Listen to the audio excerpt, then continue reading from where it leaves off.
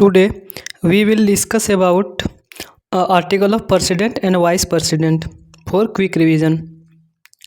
Article 52. The president of India. There shall be president of India मतलब भारत का राष्ट्रपति होगा. आर्टिकल 53. एग्जीक्यूटिव पावर जो होगा यूनियन का वो वेस्टेड होगा प्रेसिडेंट में. उसके बाद आता है आर्टिकल 54. आर्टिकल 54 में इलेक्शन के बारे में बताया गया है कि जो कि इनडायरेक्ट वे से होता है. उसके बाद आर्टिकल 55 में मैनर ऑफ इलेक्शन बताया गया है कि इलेक्शन कैसे होगा. 56 में टेन्योर बताया गया है प्रेसिडेंट का जो कि 5 साल का होता है. आर्टिकल 57 में एलिजिबिलिटी ऑफ री इलेक्शन बताया गया है. और आर्टिकल 58 में क्वालिफिकेशन बताया गया है. और आर्टिकल 59 में कंडीशन ऑफ हिज ऑफिस बताया गया है. उसके बाद 60 में ओथ के बारे में बताया गया है यानी कि शपथ के बारे में जो चीफ जस्टिस ऑफ इंडिया करवाते हैं.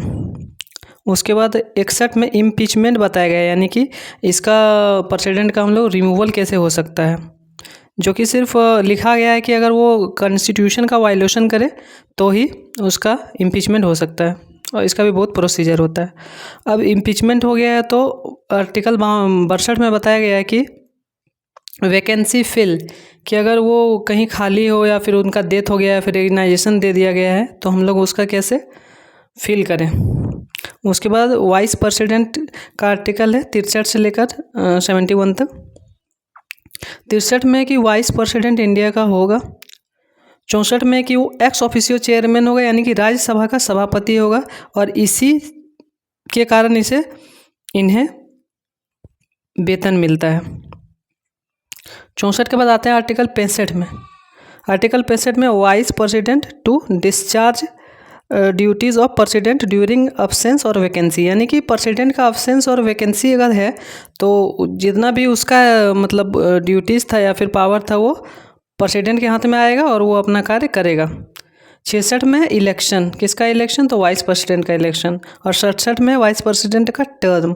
उसके बाद इसमें fill vacancy of vice president. ठीक है. 69 में इसका शपथ यानी कि ओथ.